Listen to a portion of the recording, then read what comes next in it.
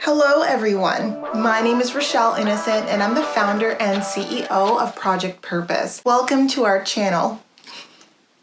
Our community is focused on fostering the intellectual and character development in children. We do this through our parent-child workshops that are focused on 4 themes: autonomy, self-efficacy, compassion, and self-concept, in order to cultivate grit, perseverance, and resilience in each child. And we are so thrilled to be offering one of the first of its kind digital, virtual, and continuous learning environments, enabling parents and children to connect from all around the world. At Project Purpose, our overarching mandate is to renew and rebuild family, community, and relationships. Our different social media platforms provide us with an opportunity to have discussions on all topics that relate to family, community, and relationships with ourselves as well as with others, with a primary focus on mental health and education. More precisely, the ways that the institutions of mental health and education play a role and have played a role in our societies at large. These discussions and debates provide us with an opportunity to think critically about what needs to change within these structures for us to live up to our bold slogan: support, protect, and empower each child through youth-focused development, better known as leadership in juvenescence. We recognize that investing in our children's leadership potential involves recreating and co-creating environments, both socially and politically, that will enable our children to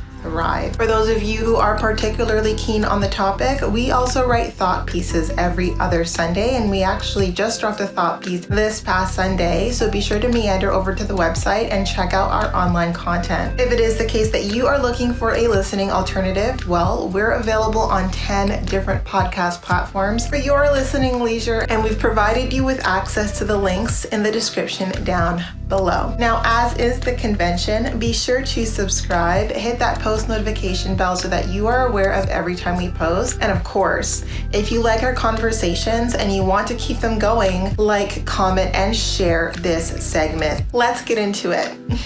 Allô les meufs et les mecs. Hello ladies and gentlemen. For those of you who are new, we cover topics that relate to mental health, mental wellness, and education on a week-by-week basis. And this week our topic of discussion is going to be on mental health. Now, as you can read from the description, in our topic on mental health this week, we're going to be talking about recreating our identities. And this is really to do with recreating our identities with intention. All of us know through lived experience that we cycle through different identities, different ways of being, just depending on the life stage that we're in or how we're feeling in a given period in our life. And sometimes the identities that we assume serve us, they align us to our higher selves, and they're the best thing for us in that moment in time. And other times we assume identities that can lead to self-sabotaging, self-destructive, and otherwise fairly destructive behavior. So I'm here to provide you with 3 principles that are so important in keeping in mind when you're in those pivotal moments in your life where you're recreating yourself and you're leveraging the opportunity to identify and to re-identify just based on how you see yourself rising from and out of different circumstances. And a lot of us, this is a moment where there's quite a bit of intention. So in these moments that involve recreation and involve, redefining our sense of identity, there's a lot of cerebral activity that goes on here. There's a lot of cognition that goes on. There's a lot of intentional thinking around how we settle into an identity for the next stage or phase in life. But a lot of it can get clouded by, emotions. It can get clouded just by our inability to see beyond that situation or beyond that circumstance. So I'm here to just give you some things that you need to keep in mind if it is the case that you are currently in the process of redefining your identity based on a situation that you've just gone through, that you're currently going through, and just some things to keep in mind so that no matter how it is that you decide you land by way of how you identify moving forward, it's in alignment with your highest self, it's in alignment with preserving and maintaining your mental health, and you're not going to make a choice that might end up being to your detriment. So I wanted to just jump on here and really talk about that, because mental health isn't just about being happy and perky and joyful. Mental health is really about how we enable ourselves to focalize on choices that are for our betterment through the highs and lows of life. And I think that is so important, because mental health isn't about avoiding the lows. The lows are going to happen to all of us, and there are going to be periods that are so low that it shifts and changes our identity, just like there are going to be periods that are so high, like these life milestones milestones, that they shift and change our identity. And some that come to mind by way of like highs as you cycle through different programs in school, as you graduate, as you make career pivots, as you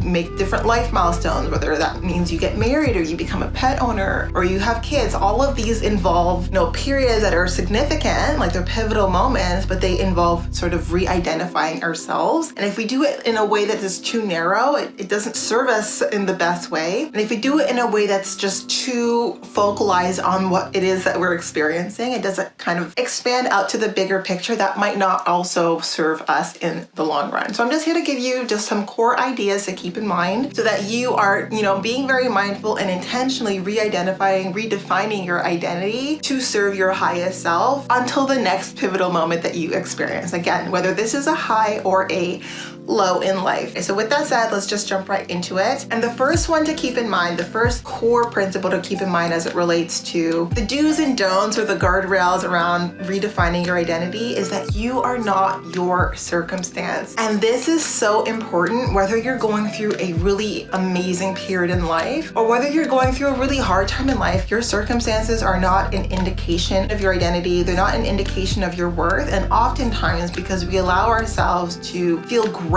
about where we are and allow ourselves to define ourselves by our circumstances when things are high, it naturally, takes place when things are in the low. So we need to recognize that when we think about how we identify ourselves, it needs to exclude your circumstance. So even if you're proud of your circumstance, you feel really good about it, that's not self, right? That can be an extension of self. That can be something that you value, you hold in high esteem, but it doesn't need to be an identity statement. You want to be very mindful about your identity statements, the thing that you attach your I to. And circumstances are just not it, because circumstances are, of course, circumstantial. Much of them are beyond our realm of control, even if it feels otherwise, which is really going to be the second topic of discussion this week that I'm not going to, do a spoiler. But it's important that when you are thinking about how you redefine yourself, that when you think about something and when you're asking the question, is this based on my current circumstance? And you immediately say to yourself, okay, wait, circumstances are circumstantial. They ebb and flow. They come and go. Not the best indicator of identity.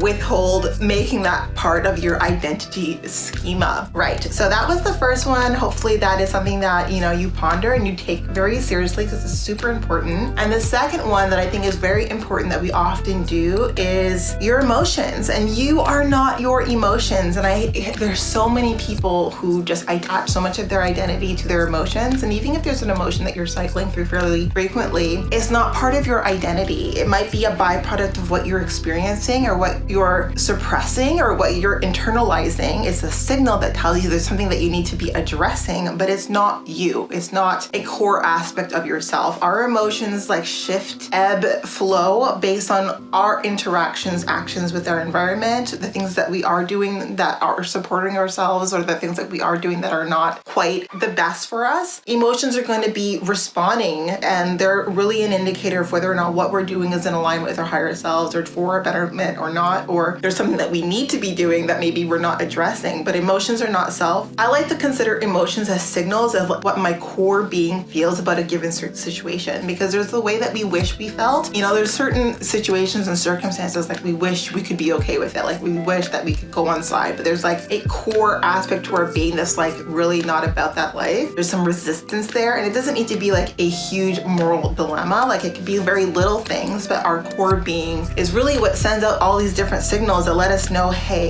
even if this is something that might pique our interest, it is not in alignment with our core being. And that's what your emotions are. They're just signals that let you know that, hey, you're in alignment or you're deviating from course, but they're not you. And that's such an important point to keep in mind when you're in a process of redefining self and redefining your identity in response to these pivotal moments that we're all going to experience in life. And my last point when it comes to redefining our identity is that we're not frozen in time. So sometimes we like to think about the good old days, right? We like to identify, reminisce, and celebrate the good old days, and we lose sight of who we are right now. And sometimes to feel good because maybe we're not quite happy with where we are right now, or we don't want to deal or address where we are right now because there are certain things that are calling to our attention. So we sit back or we allow ourselves to attend to who we were back when. And I think that it's really important that when it comes to mental health and doing things that support our mental health, then when it comes to through those pivotal moments that call for us to redefine our identity, we don't assume an identity that was easy, that was in the past, that no longer applies. Like, our identity is something that is growing and evolving and shifting based on our life experiences, based on the milestones, the moments, the memories, some of the negative experiences. All of these things serve to inform our sense of self as we move forward. But we're not serving ourselves if we're just clinging to a version of ourselves that is like so many versions past. And I think like version is a term we can all identify with, because like it's like saying you're an iPhone 4 because you really, really like the model iPhone 4 when we're like at iPhone 13, right? Like, it's great to like have memories and to reminisce on them, but like we need to like recognize that it's not part of who we are now. It's part of who we were at one point in time, but we've evolved, we've grown, we've had so many life experiences between then and now. And that distance is so important in giving ourselves the space and the creative license to redefine our identity that enables us to continue forward in pursuit of what serves us in alignment to our